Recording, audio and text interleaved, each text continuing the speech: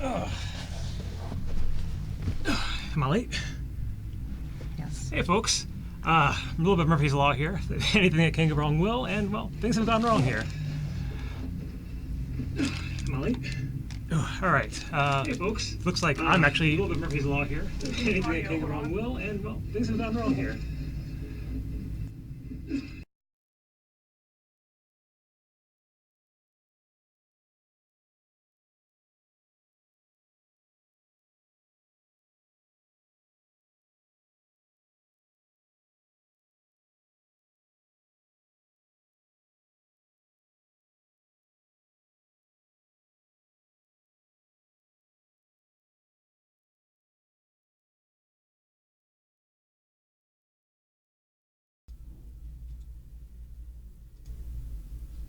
All right, let's try that again. All right, are we better now? Hopefully. At least it wasn't making that screechy sound when you have the too many sounds at once. Are we good? I think we're good. All right, let's try Nope. that again. No. Hopefully. At least it wasn't making that screechy sound when you have the too many sounds.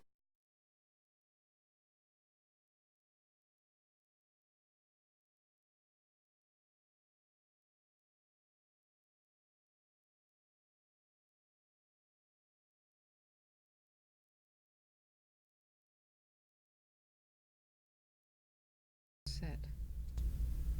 All right. All right, don't sit. I think we're good. No, just wait. Are we good now? Stop. The glories of live audio here. Okay. Okay. I think we're good. I think we're good. Sorry about that, folks. All right. Murphy's Law. These things were set up for me here, and then I got here, and the key to get up here was nowhere to be found. So, but we're good to go. So, I'm Truby with the Reserve Pool, and also here with thanks to Four Horsemen Comics and Gaming, and this is my partner in crime, Melissa. Hello. She doesn't like me calling her my wife, Melissa, so I'll call her my partner in crime instead. So, thanks to WizKids, we have Batman packs. We have 15 of them here to open for your viewing pleasure. I've been showing some extreme extreme willpower to not open these immediately, and Melissa, of course, has been getting on me to do it. But we're going to try to go through these pretty quick. We got 15 packs, and with 2 cards each, that's like, if we spend a minute on each card, that's already a half hour. So. Okay, well, let's get going and stop. Okay. Yeah, I'll stop dilly-dallying. Would you like the honors of going first? Cool. Can I ramble about it for a little bit? All right, here, I'll pass these over to you. All right, so our first 2 dice. I think that's Rip-Hunter and Batarang. It is Batarang. It's rare. It's a rare Batarang and a common Rip-Hunter. An actual Rip-Hunter himself as opposed to his chalkboard. All right, so here we go. Trying to read it off the screen. I'm not going to be able to. So we have spin up each of your Batman character dice 1 level. Boomerang. After using this die, roll it. If you roll a action phase, add it to your prep area. So that's similar to what we saw with the original Lex Luthor in Justice League. So now some of our basic actions or regular actions have that. I want to read it. Okay, now Melissa will read Rip-Hunter. Let me read it. Okay, Rip-Hunter Rip-Hunter is active. Once during your clear and draw step, when you draw dice from your bag, you may send any number of them to the use pile and draw 1 new die for each. So there we go, the Rip-Hunter. I love this dude. He's going to be killer with Swarm. Don't worry, I'm going to do my usual more in-depth videos later on talking about team builds. He's someone I'm going to want to build with. He's pretty awesome. There's a screen that we're looking up at if anybody wonders why I'm like staring off into nowhere. I'm not. I'm looking at a screen. Yeah, we'll adjust the camera a little bit. So. Oh, less. So I'm more centered. That's... All right, so next pack. It's Bane, obviously, and I forget who that is. I can't tell you. Thomas Wayne. All right, so we'll start with Thomas Wayne here. He is our first foil. He has Thomas Wayne, Surgical Precision. He's the uncommon. Thomas Wayne has Common Ground. He gains +1 attack and fast while attacking with a villain character die until end of turn. So I think, yeah, Common Ground's another new ability for this set. So we've got when a certain affiliation attacks with a rival affiliation, they're finding a common enemy in your opponent, which is kind of cool. And then Bane. Bane just has Gadgeteer, and this is actually a cool new ability. When Bane attacks, you may roll an action die from your use pile. If it is a action phase, you may field it. Field it, that means that it has to be a action die with continuous. And that actually is described better in our little insert here. There it goes. Yeah, Gadgeteer down here at the bottom, where it does specifically say a continuous effect. So let's go ahead and multiply. We have another Bane and Joker. Thing's sticking. What was our other Bane? We got our first duplicate. Okay, so then the Joker. This Bane again. Oh, this is one of these. And we have our first flip card. While the Joker is active, your Batman character dice get +1/+1, or flip. While the Joker is active, opposing Batman character dice can't attack unless your opponent pays 2 per die. Blind jaw with my bald head here. So yeah, we have their side 1. Ooh. And side 2. Trying to line that up nicely there for you. You're very crooked. Yeah, I can't help it. You've never done a lot of indirect vision. No, I have not. This isn't my thing. All right, so next pack.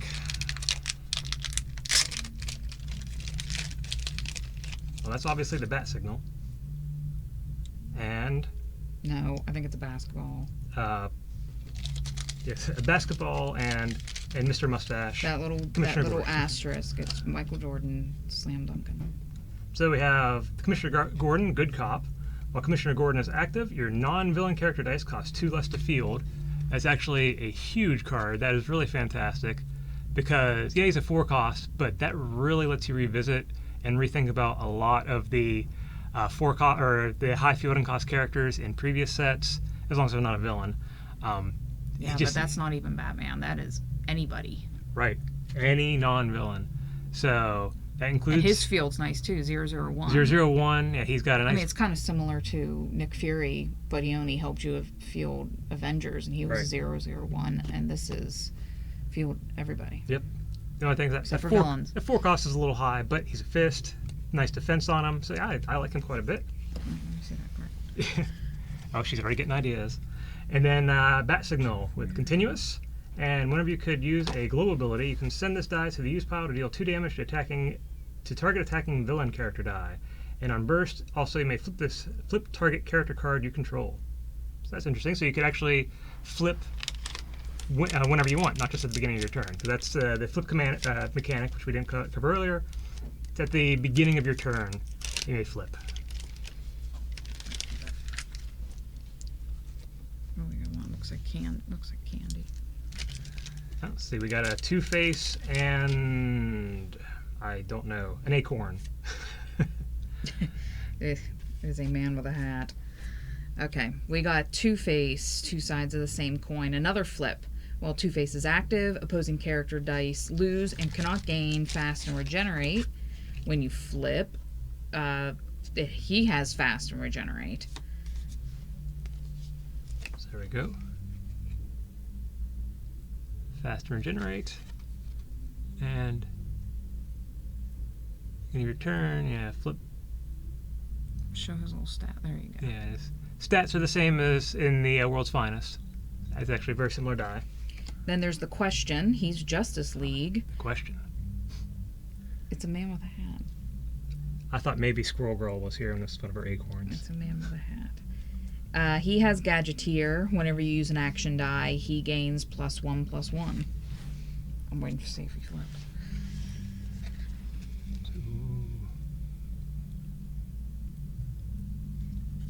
All right, it's my turn.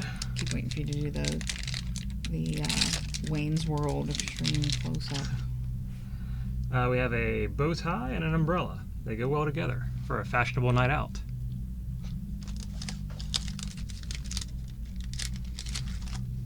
That's the Penguin and Dove, who is a Teen Titan. Melissa has been playing around with Teen Titans for quite some time, so this could be a good addition to her team. So the uncommon Dove, Danger. Sorry, you're seeing this upside down right now. If Dove is in your use pile and you take damage, move Dove to your prep area, and she has a global pay shield. Target attacking character die gets -1 attack. So that's pretty nice. Let me flip it around for our audience here. Ooh. I should be the one doing that. I'm the one who knows how to do render vision. And the Penguin, Iceberg Lounge, where he just has Gadgeteer, which lets you roll continuous action dice in your prep area, or use pile, sorry, and put them in your prep potentially. Oh, she's not a bow tie. Those are her eyes. Yeah, I know. It looks like a bow tie, but it's actually her eyes. She's got a lot of defense. Yep. And we actually just recently spoiled the super rare White Lantern version of her, and on her level 3, she has a 10 defense. She's kind of crazy. Nightwing and... That's got to be Killer Croc or Scarecrow. Okay. What do you think, Killer Croc or Scarecrow? I'm going to guess Killer Croc. Maybe because the card's in front of me. Oh, We got a there you shiny Killer Croc. He's blank. He's still shiny, though. He's still shiny. Upside down. There Sorry. you go. And then we have Nightwing. This one's the common. He's another flip. When Nightwing is active, the first action die you purchase each turn costs 1 less. Or flip, while Nightwing is active, the first action die your opponent purchases each turn costs 1 more. Pretty cool there. Right, there you go. There. So you can see the stats.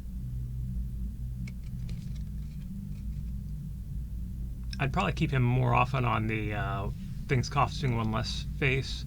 I don't know. I mean, I guess you pretty much know when you're going to want to buy a basic action. So there's first couple turns where you might buy one just because you don't have anything else to do.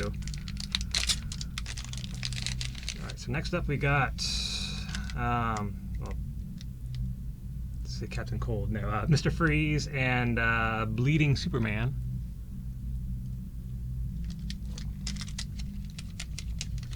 That is Sweaty Superman. Sweating Superman, yeah. Connor Kent. Apparently he's the sweaty. Why is he sweaty? Yeah, it's Project Cadmus made him all sweaty. Yeah, Connor Kent cannot be blocked by villain character dice. So we had the Batgirl kind of like that, but she had the can't be blocked by villains and can't be blocked by sidekicks. That was a little bit better. But still, I mean, 3 cost, Superman affiliation. That's 3 cost. And actually, that's one thing. The Superman affiliation, one of the weaknesses of playing that in World's Finest was everything was at least 4 cost. So he gives you, except for Lois, I think, but he gives you another 3 cost option. So actually, yeah, it could be a way to revisit the Superman affiliation. Then Mr. Freeze, when fielded, put a stun token on opposing character cards. And stun tokens are something else new for this set. So basically, when something is stunned, it cannot attack or block, and the opponent has to spend 2 colorless energy in order to remove that stun token. We're still not quite sure whether they stack or not. That was a rule form question, but still, they seem really cool. Unfortunately, it's not a blanking, so it doesn't stop abilities. So if something's like Dwarf Wizard out, it's not going to really help you with Dwarf Wizard, just to make it so it can't block or attack. But still, it's a pretty cool little ability. Cool ability. Sorry, Commissioner Gordon and... Sorry, wow, it's an eggplant. The Eggplant Wizard with a sword, Eggplant. and another Commissioner Gordon. This one, I think it's it's the same one. It's common. So we got 2 of the common. Talia al Ghul. Talia al She's the Ghul. eggplant. She's a flip. When Talia al Ghul is active, your villain character dice may not attack. If you flip, when she's active, your non-villain character dice may not attack. So you could have her as a good guy or a bad guy, depending on how you feel. So I guess that's the drawback with her There you go. Is yeah, she has pretty decent stats. The fielding cost is a little high, but for a 3 cost with a 4, 5, and 2, or 4, 5, and 5, sorry, but with a 1, 2, 2 fielding cost. But if you have her on the bat character side, Commissioner Gordon works. If she's on the villain side, oh, now she doesn't work with Commissioner Gordon. So that's an interesting way of using the flip stuff. This flip mechanic is pretty awesome. I really like it. Alright, so we're down to only 6 packs left. Oh, another Talia. And something new. Looks like something blowing up. Piece of dynamite. I don't know. Oh, it is Barda. Hell hath no fury. She's one of the new gods. Which, we're Marvel people. I actually don't know anything about the new gods. I'll assume they're new and they're gods. While Big Barda is active, your new gods character dice get +2/+2. So obviously there are other new gods, and they're going to get big when she's out. So seems interesting. Ooh, it's like it's a double foil. It flips and it's foil. So we have Talia al Ghul, the uncommon this time. Upside down. Sorry. And she is foil on both sides. I actually don't know of any other card game that does double-sided foils, because even Magic. Sorry. So even Magic, when they did the Innistrad set, the foils in that, I don't think any of the foils were double-sided. But Common Ground, when Talia al Ghul attacks with at least one villain character, you gain 1 life. And on the other side, when Talia al Ghul is active, after you declare attackers, if they were all villain character dice, gain 1 life. So it's a way to work with villains either way. Kind of cool. It's a big eggplant on both sides.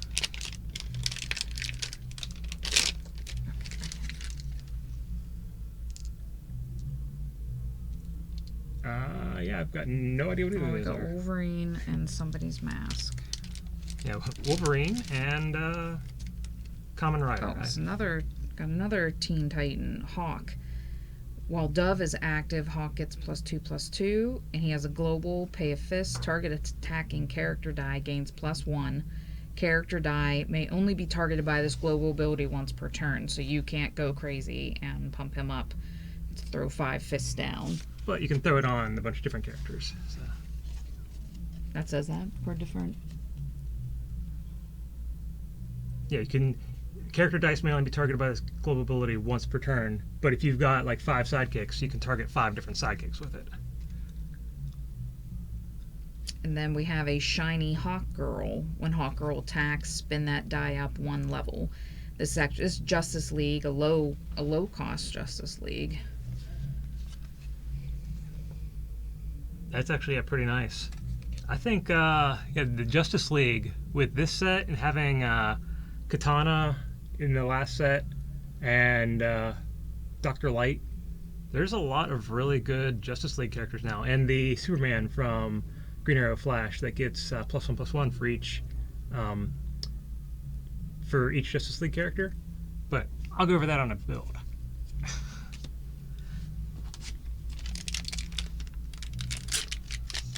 We're down to 4.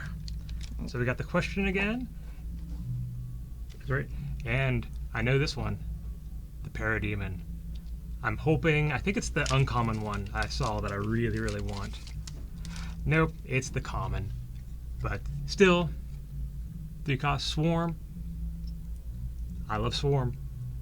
The uncommon one is the one that does damage every time you get a Swarm trigger. That was spoiled on Tom Vassel's wonderful video. So once I saw that, my mind was blown. I'm still hoping that it comes out in here. And then we have the rare question. That's Gadgeteer. And while the question is active, if you control no villain character dice, he gains Regenerate.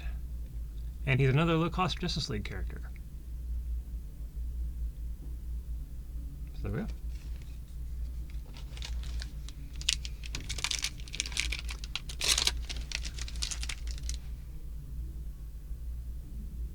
Somebody jumping and a prism. I think the one's Catwoman. I don't know what the other one is. Jumping Catwoman. She's a flip. She's a blank flip.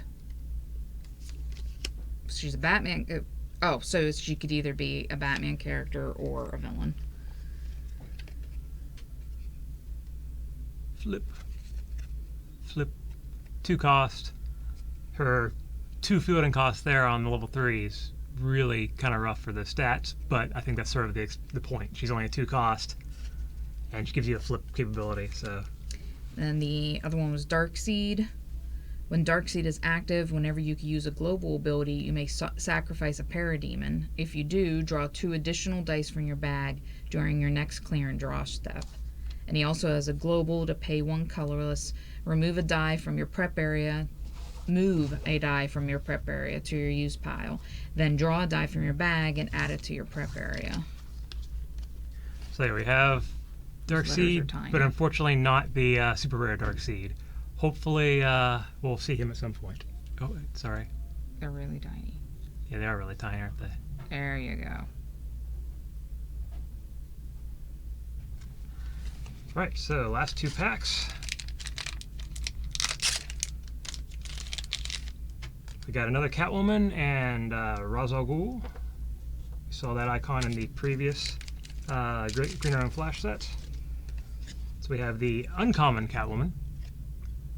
Here is once again a flip card, and this one, while Catwoman is active, she gains +1 attack for each time you flip one of your cards. That's pretty cool. So if you make a flip team, you can make her really big at the beginning of each turn. And while Catwoman is active, she gains +1 attack each time you flip one of your cards. Okay, so it's the same thing, but just different affiliations. And then Ra's al Ghul. Well, Ra's al Ghul is active, opposing non-villain character dice get -1 attack, and pay a mass, target character card loses the villain affiliation. That's the first time we've seen something that takes away the villain affiliation. It takes away an affiliation at all. It's a very cool card.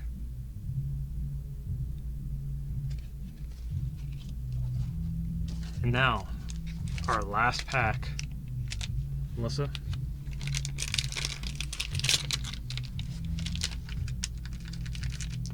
What we got? We got 2 mummies. Yep.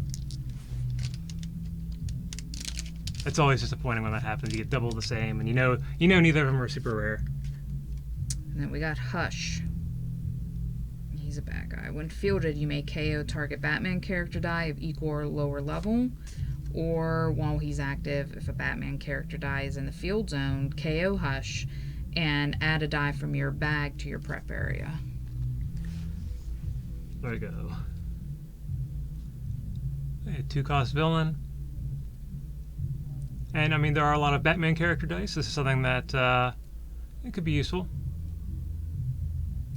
Because this is a Batman set.